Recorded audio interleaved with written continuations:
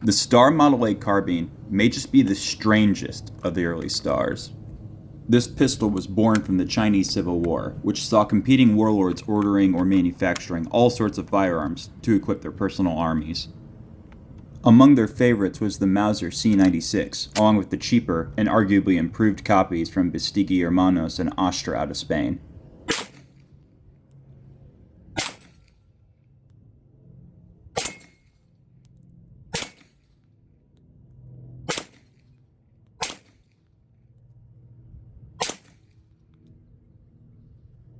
Not wanting to miss out on the opportunity, Star took the base model 1922, rechambered it for 7.63mm Mauser, gave it an extended 7-inch barrel, replaced the screw-adjustable rear sight with an optimistic tangent, gave it an extended 16-round magazine, and slotted the back strap for a Mauser-style shoulder holster stock.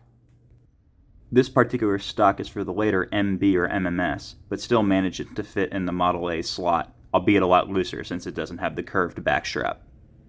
Only about 4,000 of these were made, with most routing through Japanese arms dealers to China. From what I understand, only a tiny few made it to the US in the early 2000s, most without their shoulder stock or extended magazines. Due to their exemption from the National Firearms Act rulings on short-barreled rifles, these are very expensive in the States. That said, it's still my favorite pistol Star has ever made, and I do need to find a proper attaching iron for the stock.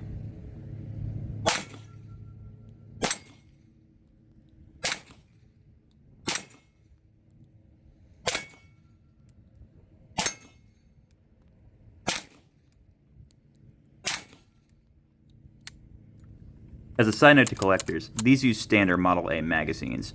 While Fiocchi 7.63 Mauser is seated a little bit more shallow, PPU Ammunition's bullets are seated deep enough that they run and feed reliably in these magazines.